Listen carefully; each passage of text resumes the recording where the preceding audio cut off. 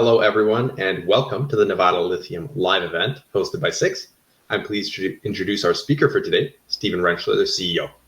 He'll talk about what he believes is still unknown to the market about Nevada Lithium and Clair, and after that, we'll be accepting questions. As a reminder, you can submit your questions in the chat at any time. As always, the summit is being recorded and will be available to watch shortly afterwards. So without further ado, handing things over to you, Steve, so that we can get started. All right, beautiful. Thanks, Max. Thanks to everybody for taking some time out here to listen to the event. This is going to be probably some, I guess, old news or news that's understood by a lot of you who are watching. But take this in the context of the recent marketing trips that I made over the course of the past, call it 3.5, 4 months. So out in Vancouver, then Toronto, and out in Zurich. And it's essentially something that I've come to realize is that I've been hearing a lot of the same sorts of questions, the same sorts of statements, et cetera. They're just telling me that we still haven't done a good enough job on the basics of what we have at Clair. And I wanted to reach out today and probably talk about 4 major points that I consider to be important. I want to make sure that people are understanding. And also for this event to sort of act as a repository for newer investors to come and be able to quickly get to sort of what are the drivers of the value proposition that we're seeing anyway from, where we are at Nevada Lithium. So I think the first thing that I want to start with is the question I often get is, okay, Steve, this all sounds great, saying you have a massive deposit, you can make battery grade lithium, all this kind of stuff, but there are no sedimentary deposits that are in production.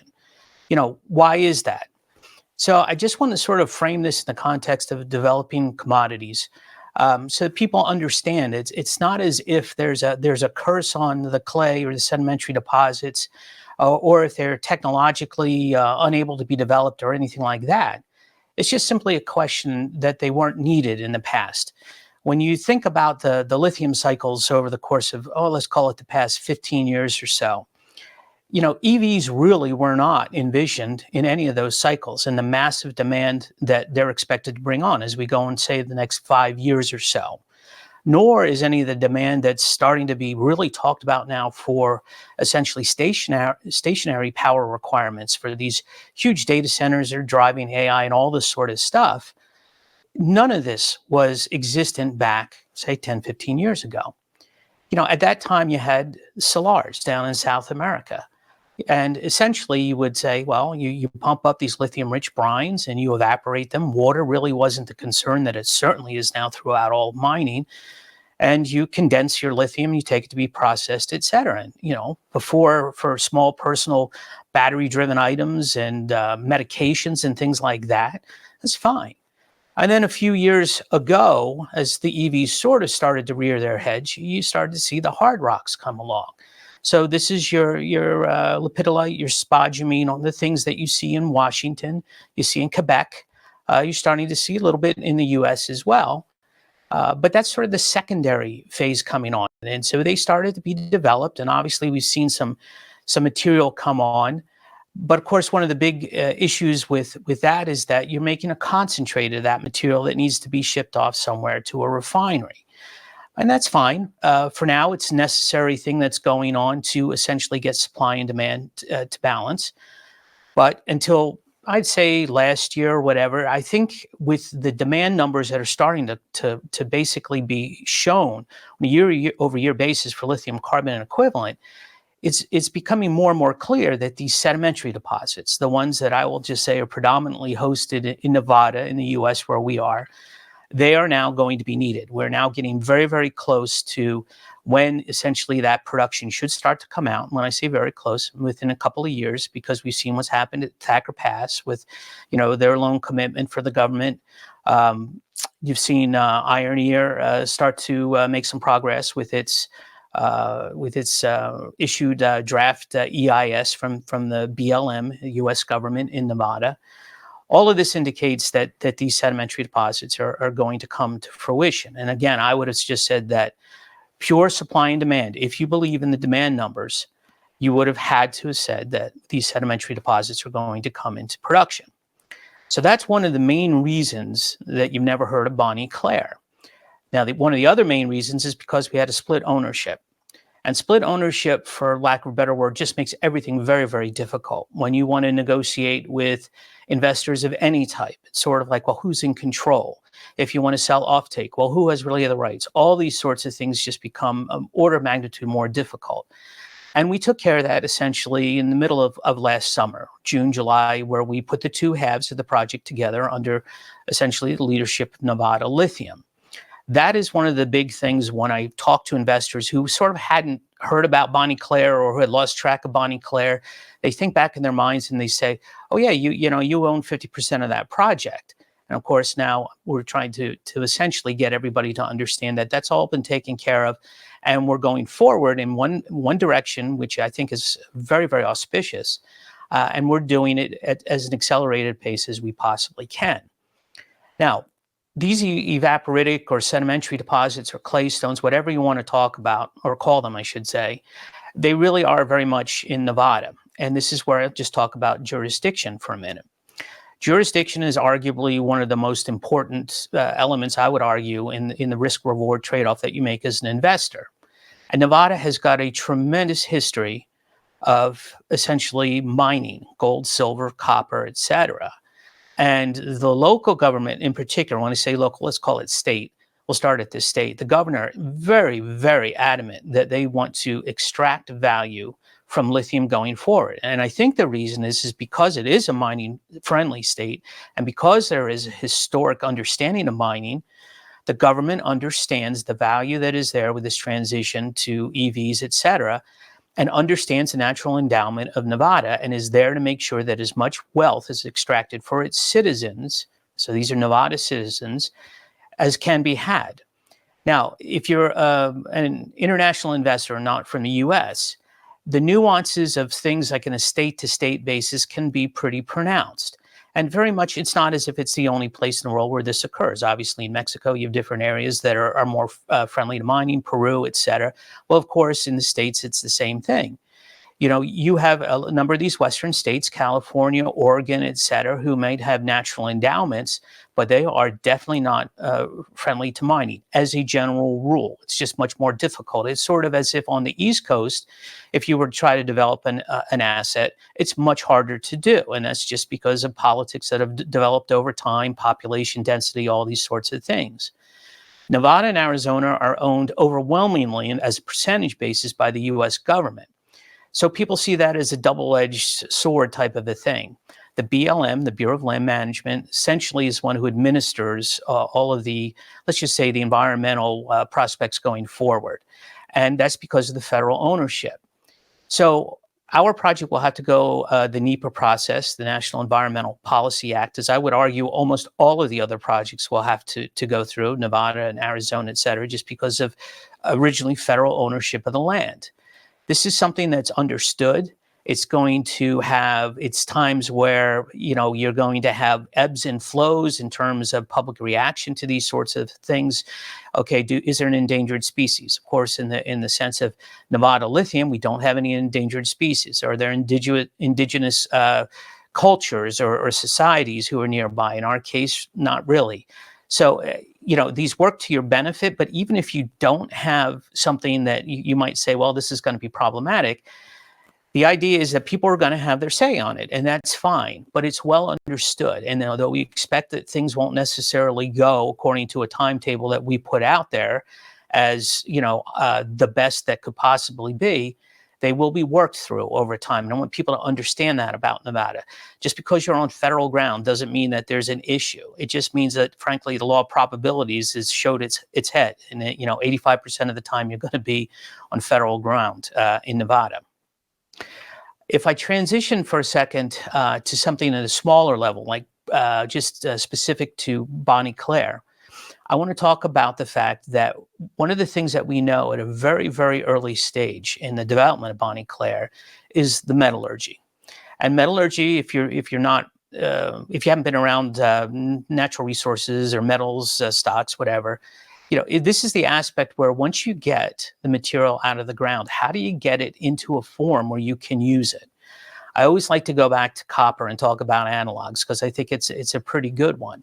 But with copper, you know, you can get to 99.9% copper or 99.95% copper, and you're going to pretty much be good to go. You can put that into wire, you can put that into tubing, a lot of other things, etc. Many people talk about lithium mineralization and ultimately the product that you get to. So now we're talking about lithium carbonate and hydroxide in general terms as the two main ones. It is much more of a chemical process or a chemical outcome rather than let's just say a smelting outcome. And that's because the precision that's needed, okay, the high levels of purity, we already know we need 99.99% purity of the lithium. The issue is that there are often other elements that sneak in, and now we're talking about parts per million. So I think we're talking about 0.00001, I think if I'm correct, types of levels where you can have, for example, boron, calcium, magnesium. I'm making up what they actually are, but hopefully you get the idea. It's just these other elements that have to be eliminated. And that is very, very specific to the geology of an individual project. So not every project is going to have exactly the same flow sheet, which is also known as the recovery sheet, as another project. One of the things that we did over a year ago at Nevada Lithium was put considerable money and effort, honestly, into getting material over to the metallurgist to prove from a very early point that we could produce what would be considered a battery-grade lithium carbonate. So it hit the spec sheets of, I think it was 2 or 3 different major producers, that we could find.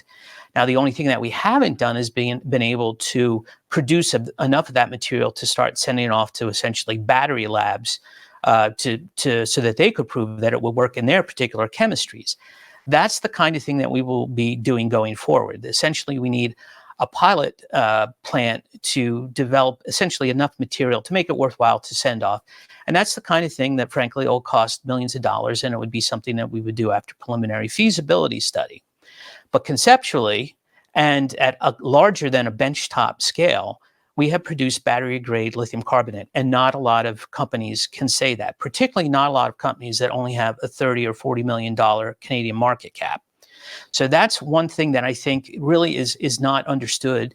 It's a nuance, that's for sure, but it's a very, very important nuance that I want to make sure that investors understand. We already know that we can do lithium carbonate at the battery grade level, and we continue to work on lithium hydroxide at the battery grade level. I've told people before, we're very, very close to it. I don't know when it's going to occur. We have some other things that I think have a little bit of a higher priority right now that I'll talk about in a second. But the point is that we really have not found the impediments to one out of the 2 major products, lithium carbonate, and I think we're very close to the second. And I know that that's a big differentiator than a lot of the other projects that are out there, certainly at our stage, or frankly, even more advanced. One of the big things that people I still don't think quite understand, and part of it is because not everybody can get out to Bonnie Clair and put their feet on the ground. It's the size of what we have. And if you look at our investor presentation materials, you'll see that I often try to equate it to something that people, can conceptualize, and that's the size of Manhattan Island. Again, if you went all the way down to Battery Park down at the very southern tip of Manhattan Island, and then all the way north, that's the kind of, length that you have. And then east-west works essentially in a similar way. There's a massive footprint here. And that massive footprint gives us a lot of optionality to see what is there at Bonnie Clair. Now, we did a PEA, essentially, let's call it at the end of 2021, early 2022, that had drilling in it that went down to various depths. Some of them to 2,000 feet, but a lot of it at shallower depth. And the way that the mineralization works at Bonnie Clair, again, is one of these sedimentary hosted types of resources. Again, this is not a brine. It's not a hard rock. This is a very, very expansive, sandy type of material. They sometimes, again, call it clay. But it's miles long by miles wide, and it's very deep. Well, the first shot at the PEA that we did gave us a resource that was of tremendous size. Now, the exchange commissions are starting to get very, very tight about, making claims about who's the largest and this and that. You can simply Google Bonnie Clair and you'll see third parties talking about just how large it is. For my purposes here, suffice it to say, we are very large, one of the largest. What happened at the end of 2022 and then coming into the end of last year was we have done some additional drilling as we got some money that we could put towards it. And then we put the two halves of the company together. We did some additional drilling. And we started to find that the material that we were encountering was becoming a higher grade in lithium in areas as we started to progress essentially to the east. And the deeper we went, these intercepts, right? So the height from the top of where we started to encounter very, very high grade lithium down to where it ended was starting to get tremendously wide. So we're talking hundreds of meters, even more hundreds of feet type of a thing. What we essentially received within 2 weeks ago was a final report from experts in our drilling technology that is proposed for the PEA. This is called hydraulic borehole mining. And what that came through in the consultant's report was a big question being answered was, hey, can we access this material at depth? And when I say at depth, not only in sort of the sweet spot of our mineralization at, say, 1,500 feet to 2,500 feet, but even further if we needed to, down to, say, 3,000 feet.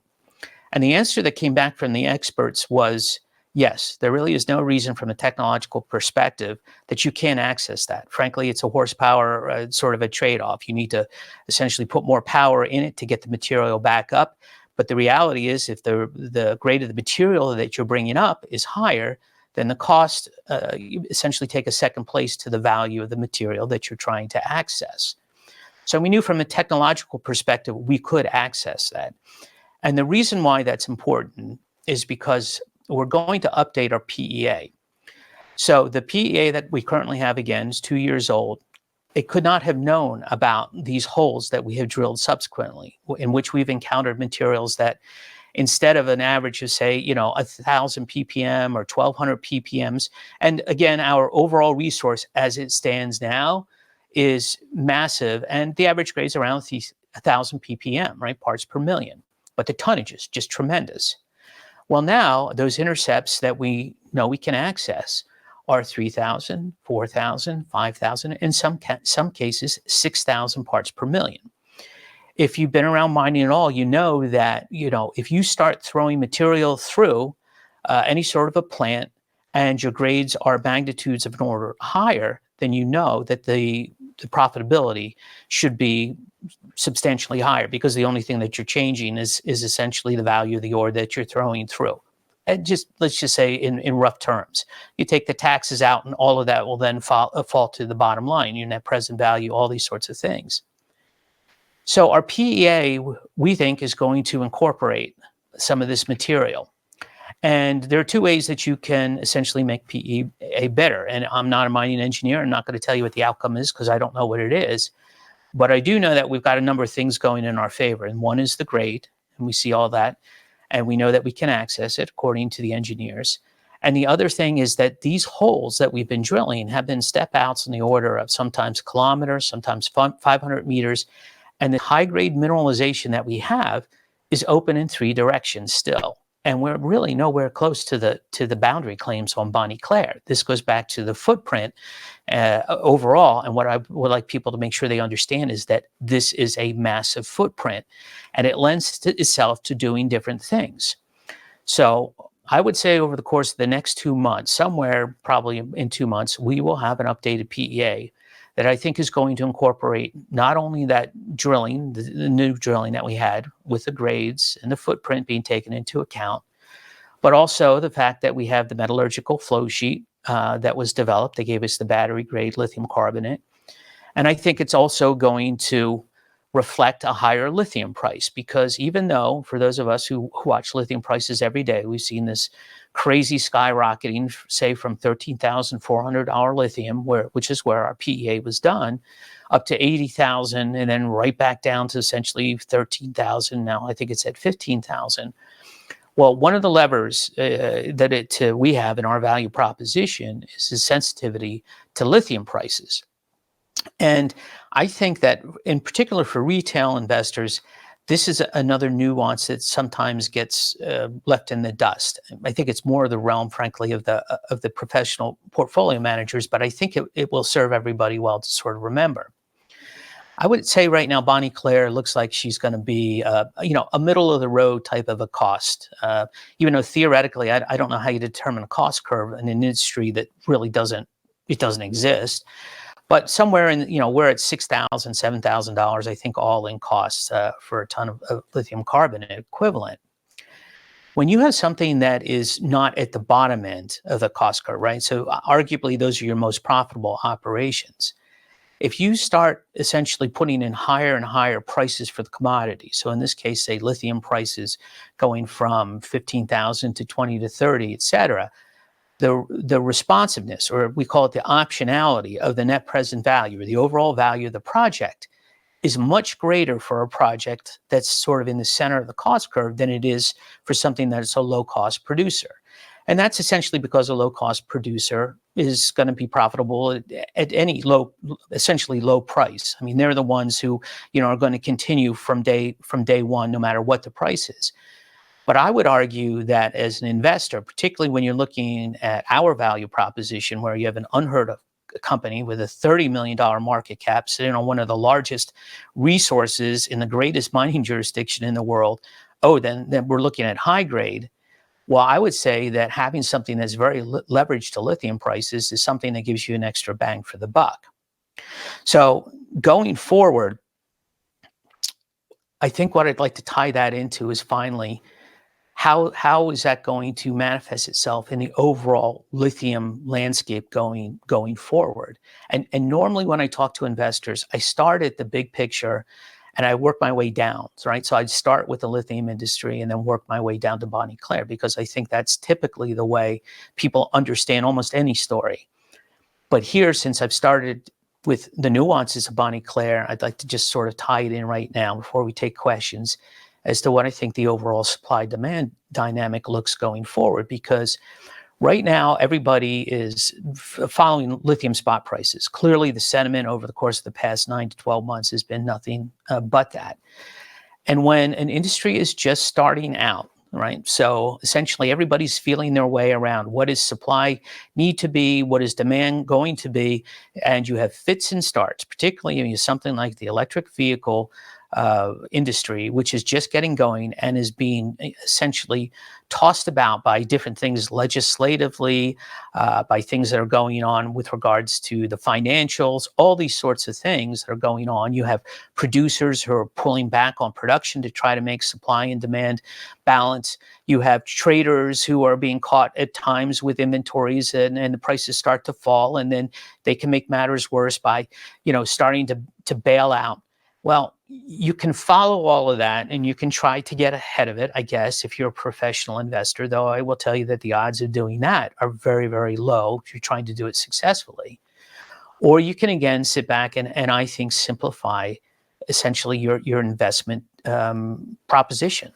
And I think fundamentally it comes down to two things, which is your belief in lithium demand going forward, which I think still is mainly about electric vehicles, even though I do understand that the data centers and, again, the stationary lithium demand is going to be there. I think it's going to come a little later after the real maximum onslaught of the electric vehicle penetration. But it's if you believe in that, and you believe in the fact that if you try to develop any natural resource anywhere in the world, it's only getting harder. So you're not going to instantly be able to snap your fingers and bring a mine on somewhere in 2 years. Now, you can bring on arguably an advanced brownfield development. So that's something that's, let's just say, an existing producer has, and this is just an example of it. You might have a little bit of extra material that's right over the fence line, and you know that if you go out and you start digging it up, you can shovel it through your existing plant if you add a little bit more capacity. I mean, that's really what a brownfield is all about. Doesn't mean to say it's easy, but it's considerably easier than trying to develop greenfields, which are all of these new projects that you see being talked about. before any of the new demand could essentially be changed in any way, and let's just talk about, well, what if the state of batteries, solid state batteries, or some new sort of a combination of lithium and the anode and cathode comes on, and you don't need as much lithium, that could destroy the demand profile, et cetera. Well, what I would say is, everything that I've seen, it's every bit as complicated to essentially change those battery chemistries as it is to basically bring on new mines. In my mind, by the time something ostensibly could come on that could radically change the outlook for lithium, we're already going to be in production, quite honestly, because these kinds of things take years and years and years to develop. And what I would argue, and here's where I think it's different than copper, is if lithium prices get high enough, there's still not the substitutability that there is, say, with copper, where if copper prices continue to get too high, right, one of the biggest substitutes that you could do is go to aluminum, and that should bring copper prices down until the whole thing rebalances. But with the cars, it's sort of the same old thing, which is that, well, hold on, you're telling me lithium is this expensive. I'm going to have to put in a new battery. Well, you've got to find the new battery. You got to test it. You got to find ways to install all those sorts of things. In the meantime, there is no substitutability of lithium in these car batteries. What is the opportunity cost of not being able to put a car in the showroom? And what I argue with people is I think it's essentially infinite, because if Ford or GM, whomever you want to pick, can't put a car in there, they're going to cease to be car companies. So remember, with supply-demand imbalances, you don't need to have massive imbalances, right? So you don't need to have massive supply deficits to have a positive effect on price. And that, of course, ties into a buoyancy in lithium prices that will then tie into the optionality in Bonnie Clair's net present value and make the value of this project go even higher. All you need is one more pound of demand than supply, and you get that natural buoyancy. And from everything that I'm reading right now, this sort of deficit, this destocking that's occurred over the course of the past 6-9 months is coming to an end. And it looks like we're probably going to go into a period now of deficit, et cetera. And that's great, because I think that's clearly going to help near-term sentiment. But to me, the eye on the prize is still looking out 4 or 5 years, where you're asking essentially global supply, lithium supply, to rise to 2.5, 3 million tons a year from, I think, 500,000 tons last year. That type of compounded annual growth rate is it's unsustainable. And when I just saw the latest, essentially installed base of lithium, I think it went up by 40% in terms of demand, I think 40 or 48% year over year. It's, that's exactly the kind of mismatch that we've been expecting to see. And all of this noise will work itself out going forward. So those are some of the biggest things that I think we haven't made clear, or people are, because they're accustomed to seeing, hard rock or things like that. Those are really some of the biggest things that I wanted to sort of reiterate. I'm hoping that this event will go and hopefully act as a library, sort of repository of information for people who really aren't familiar with Bonnie Clair. And before we go into questions, let me just sort of reiterate our value proposition, which is, as it stands now, we are in the best mining jurisdiction in the world, and you can look up whomever you want in terms of the surveys, or just the mining history going back in time with Nevada. And Nevada wants to develop all of these projects. They understand what's going on with lithium. We have one of the largest resources as it stands right now, with a PEA that says this is a very, very economically robust project at very low lithium prices. And I would argue that we're starting to see lithium prices stabilize and I believe they're going to start to reflect the long-term fundamentals of supply and demand going forward here. And I'm not saying it's going to be a straight line up, but I think you're going to see things moving from the lower left to the upper right. We have advanced metallurgy that has proven that we can produce the very, very high-grade lithium that is needed for batteries. And we have some very important news that I think in the near term will be coming out that is going to show us if Bonnie Clair is something that potentially could get even better. So a lot to stay tuned to. I know I often go from point A to point C by going through other various points in the way, but hopefully I've constructed that in a way that illustrates the value proposition here. And as always, you can always reach out with questions to the company directly, and we will try to get back to you as quickly as we can. But in the meantime, Max, do we have any questions? Yeah, just before that, I like your point about the solid state, because I remember, probably it's been probably 10 plus years, certain companies are trying to develop that, and I haven't seen any significant progress on that. And people still saying that, oh, it's around the corner, but it was around the corner then. I don't know what major changes have happened, but It's tough. Hey, look, this is tough stuff. And I don't say it lightly, sort of like, oh, people can't, it's just, this is complicated stuff. And then the other thing you got to remember is the commercialization to develop any new product. I mean, you think about it, testing for liability. I mean, let alone just testing the physical attributes of things, making sure they can hold up, et cetera. It's like anything else. You start now, you have years of money you need to invest, time, et cetera, the hoops that you have to go through. So my only point is, electric vehicles, to me, that's clearly the biggest component of demand right now. If instead of 30% penetration annually, you get 26%, is that a big deal? I would argue probably not, because there's such a fundamental mismatch in supply and demand. And the other thing that I would just say, and what I would ask investors, particularly retail investors, to remember is that, banks in particular, they will come out with lithium production numbers and price, price projections, et cetera. And these things will change over time. Well, remember what it is. When you're a professional investor, if you can beat out the competition by, 0.1% over something, that gives you the bragging rights. It gives you the ability to say, hey, look at my track record, and go out and raise additional money. And then you get paid essentially on those assets under management that you have, et cetera.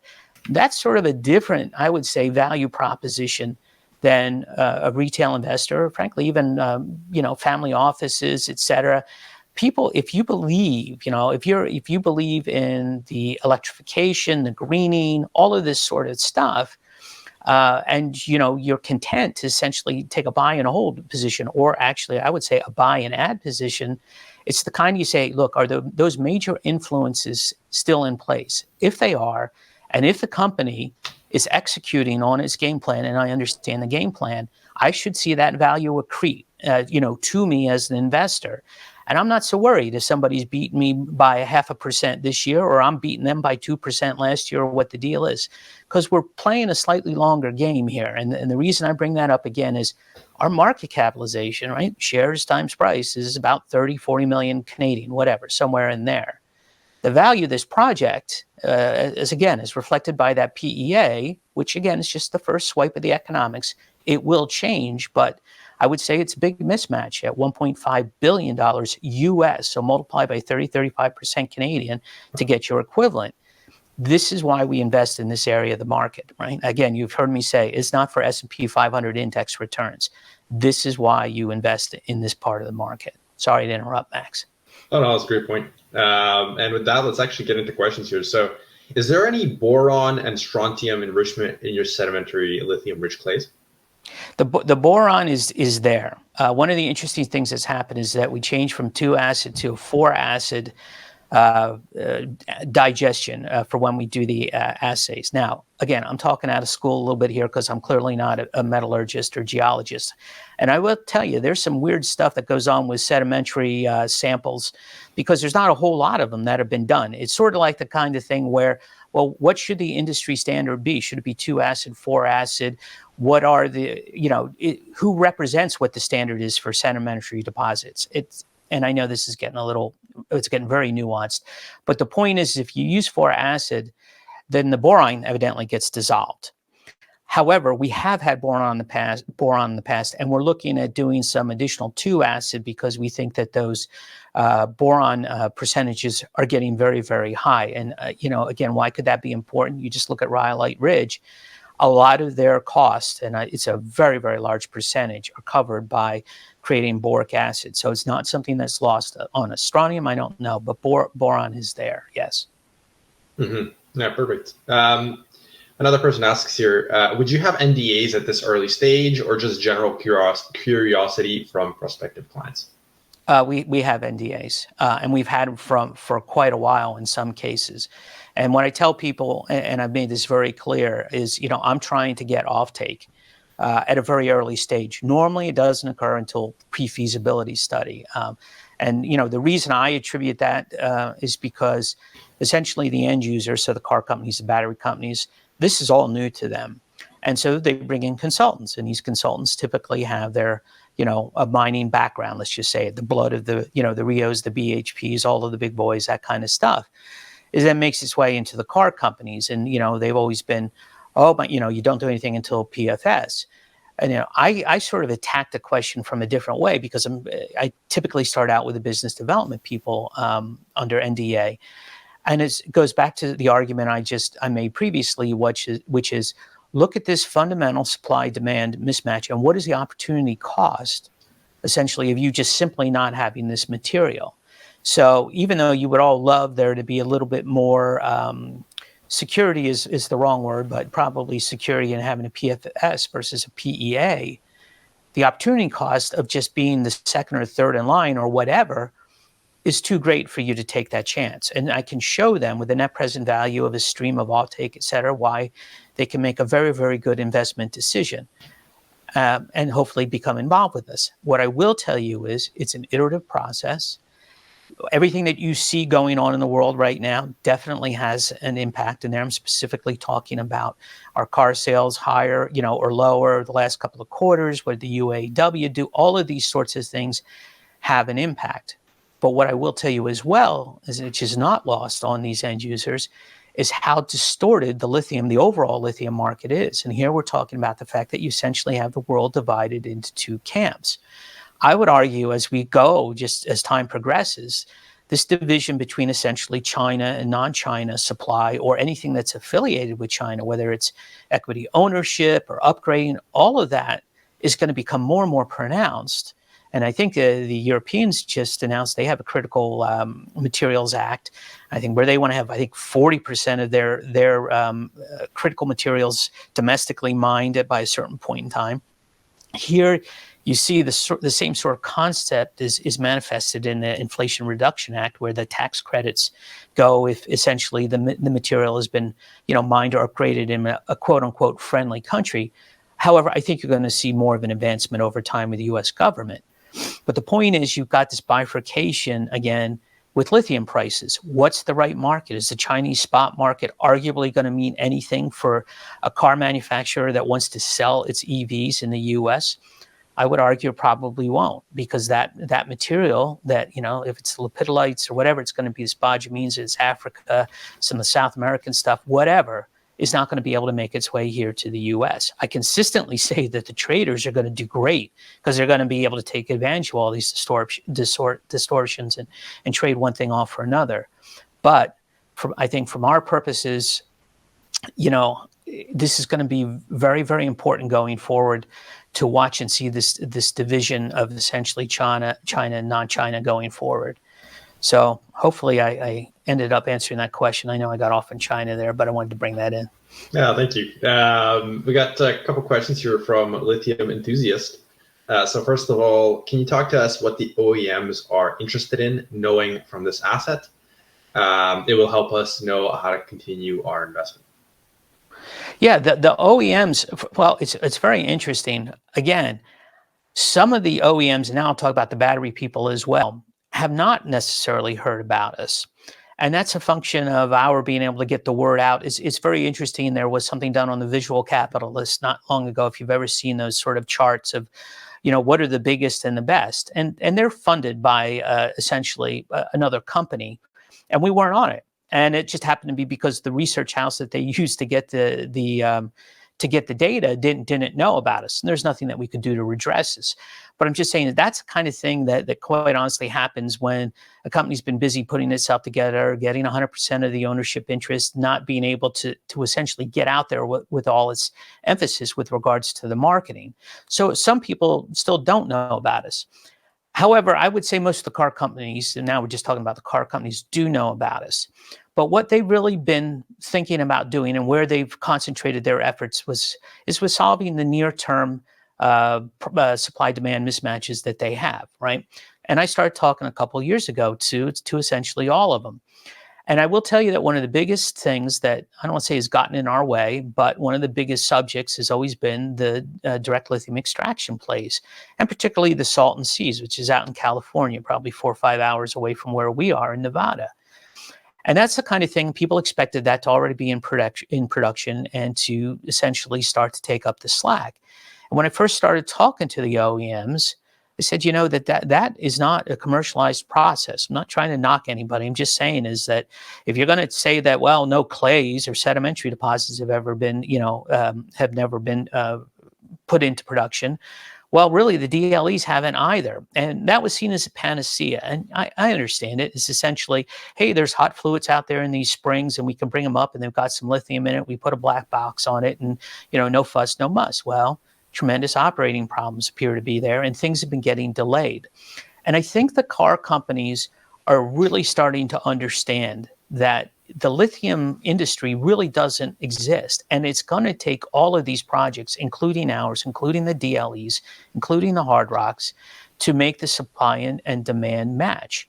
So if we wouldn't have had sort of this last, let's just say, I don't know, what's it been, 6 months with the car sales starting to look weaker, et cetera, I think that we would have been in sort of an entirely different type of an environment. But the reality is that is hit right now. I will tell you that I hear from a number of the car companies, they're uncertain as to what might happen in the November elections with regards to, the U.S. presidency. And again, for what it's worth, it's just my opinion. What I tell them is say, I've never seen money essentially taken out from the U.S. budgetary process. So all of these billions of dollars that you've heard talked about, whether it's 80 or 90 billion dollars over the years that are associated with the Inflation Reduction Act, et cetera, I think that they're still going to be there. To me, the trick is to how to get the U.S. to say that money can be used for mining. Essentially, it's got to be associated with technology in some way. So you're playing, some people are playing the game of nuance. They've been successful getting some money for pilot plants and things like that. But the real trick is to get an acknowledgement from the U.S. government that money is going to be available to develop the projects, essentially in any way, whether it's to help with the studies, because these can be very expensive studies. I mean, pre-feasibility, feasibility study, all that kind of stuff, it adds up. But the OEMs in particular understand that they're going to have to move. I think at the second, they've sort of pulled their horns in right now, just as a consequence of the lack of car sales, and we'll see if that starts to turn itself around going forward a little bit. I think that the U.S. government has taken some of the heat away from the fire by telling them they can phase out the gasoline engines and diesel engines, over a little slower pace. So right now, I think the way that you should think about it is that essentially the OEMs still have no choice. If they're going to have to help fund these mines, if they're going to get their secure lithium supplies, because the one thing they also need to remember is if you sell everything, if you sell everything that you have under offtake at a fixed price or some sort of a fixed margin, et cetera, that will ruin the optionality of the overall value of the project. And I've seen that happen in the past before. I'm not going to let it happen here, which means that if I'm going to produce 10 pounds of lithium carbonate, I'm not going to sell 10 pounds of lithium, of lithium carbonate as offtake. I might sell 5 or 6 and leave a big slug of it for spot, because ultimately you want investors to be exposed to that, again, fundamental mismatch in supply and demand. And so the point in all of that commentary is that the car companies, I think, are starting to understand that these projections for supply that they think they can tie up for offtake, they're not as great as they might have first perceived. So that's sort of what's going on with the OEMs. Perfect. Hopefully that answers your question.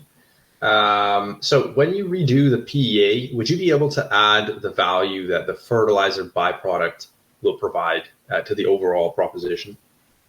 At this time, we can't, because the potassium, we haven't investigated that enough, so we don't have a flow sheet for that. That's still something I think is viable, but to us, the hierarchy was honestly get the carbonate done, because that seemed to be what the geology lended itself to first. So we did that. Then it would be hydroxide, because frankly, the car companies still don't know if they're going to need more carbonate and hydroxide. I've seen a big swing over the course of a couple of years from hydroxide to carbonate, and so it's very interesting. But that would be the second most important thing. The potassium is definitely there.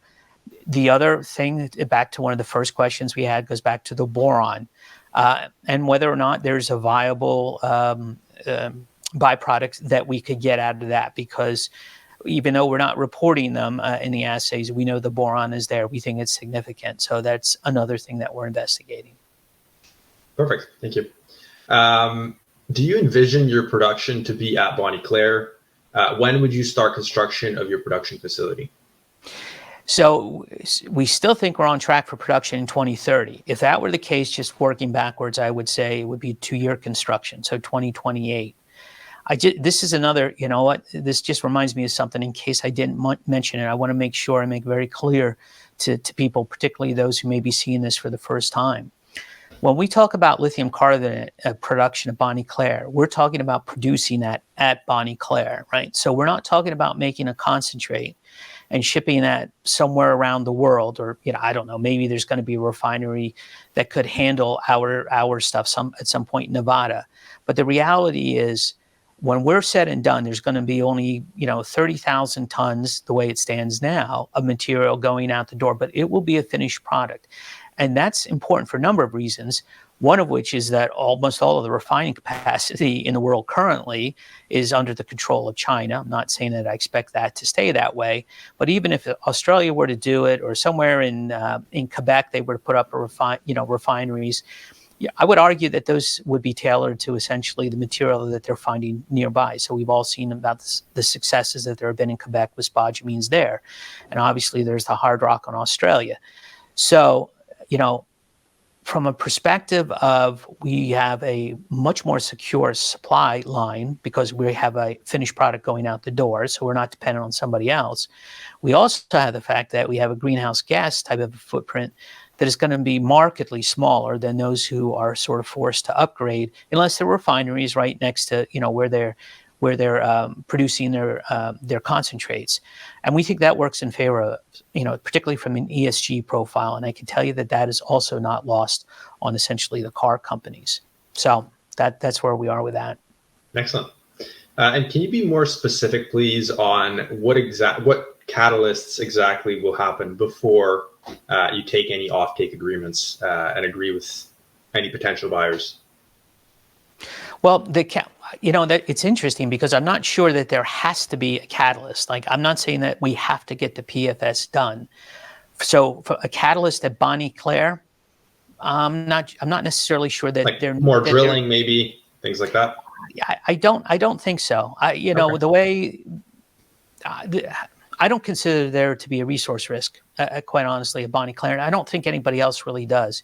And I'll say this in simple terms. Again, I'm not a geologist, not a metallurgist, none of those, just a CEO who likes to talk. This has got, this material is laid out as essentially tabularly. Again, take a sandwich, just take a peanut butter jelly sandwich and lay it on its side. The piece of bread at the top is lower grade material once you start to get a little bit under the surface, but let's just call it that. And the peanut butter in the center is essentially a sandstone that doesn't have any lithium. As soon as you get below that peanut butter, then you start to have that piece of bread below. Whereas you get closer to the bottom of the bread, two things are happening. The lithium concentration is starting to increase, and that piece of bread is starting to get thicker, right? So you got more material at a higher grade. But the point is from left to right, when you're looking at that piece of bread, it's pretty damn homogeneous. These aren't a lot of veins, et cetera. So that's what I'm saying is, with regards to the resource risk, I don't think it's there. I think it's more about from the car companies. It's more about the car sales, the near-term car sales, and the outlook for it. That's not to say that there isn't any risk in terms of developing a natural resource, because there is. I mean, this is arguably one of the riskiest things there is. This is why the reward can be so high, and there's always going to be a wall of worry. Our mining technology is the borehole mining. Some people say, well, that hasn't been done on a commercial size scale of what we're talking about. I would say, yes, I understand that. Of course, it hasn't had to be. So that can be, a bit more of an unknown for people. However, some people prefer that to the expression of an open pit on the surface. So you see, it sort of goes both ways. I mean, I think the thing to remember about all of these OEMs and battery companies is they don't want to do any of this, right? You could have the most perfect projects sort of lined up in the world. And I would say from their point of view, going back a couple years ago, it was the DLE stuff. And that all hasn't turned out too well, arguably, for them so far. So they don't want to do it. You're talking to somebody whose business has basically been to purchase aluminum. As an example, in a car company, typically it would be, where's my aluminum? What's the quality? What's the price? Et cetera, et cetera. This is a whole different ballgame. So I think it's more about they want to see a better environment for the EVs going forward. Some other exogenous factors, again, I'm talking about are, the car company, the U.S. elections, how, is anything going to change, that kind of thing, et cetera. I think that as soon as they are convinced of that, then it's not necessarily going to be, we need to see the pre-feasibility. I think then they understand scarcity of supply and that whole opportunity cost argument that I was making earlier. I mean, that's my feeling on it. Mm-hmm.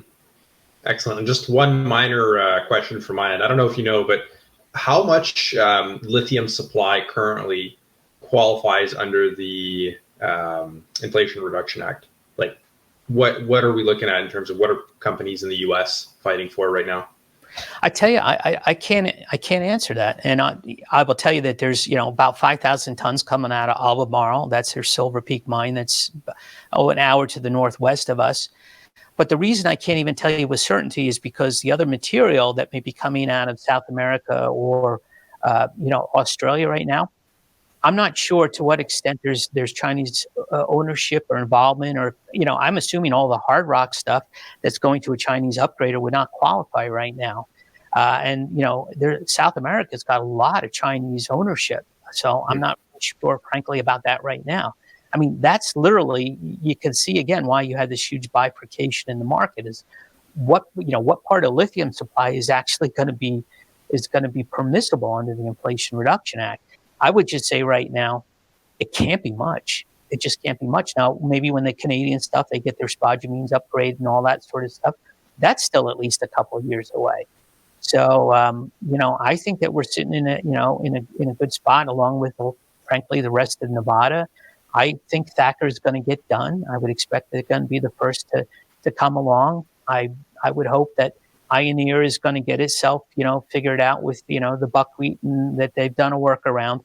These sorts of things crop up is what I'm trying to say. And I think that they will take the steps needed to make sure that everybody is satisfied, that everything is protected, et cetera. But the reality is the world's going to need all of these projects from my perspective, and we're going to be one of them. Excellent. So with that, on that note, that's all the questions that we have for today. So thank you for taking us through the updates and the Q&A. And I also want to thank everyone who submitted questions. So as always, today's recording will be available to watch on demand in the coming hours. So look out for that. And before we wrap up, just passing things back over to you, Steve. Sure. Just to finish up, look, I know that was a bit repetitive for those of you who have been with the story from the beginning or who I've gotten to talk to, et cetera. But I just wanted to clarify, some of these major issues, because I think the value proposition is just so tremendous for us. We have news that's going to be coming out, over the course next couple of months when we're talking about what we're going to be doing. Obviously, that updated PEA is going to be grand in terms of news flow. I think it's going to incorporate a lot of good things. So in the short term, yes, I understand news flow is clearly important.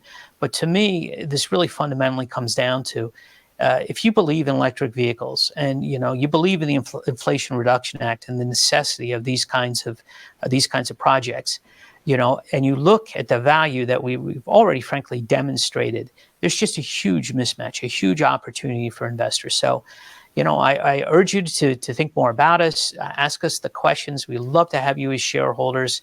I just think that going forward, you're going to see as we execute on the work plans, more and more this value is going to be unveiled. Then, God help us, when we get a little bit better sentiment in the markets, I think Bonnie Clair is going to start to fly. So on that, I'll end it. And thanks again to everybody for their time. Thanks, Max. Excellent. Thanks again to everyone for participating. And I hope you all have a great rest of your day.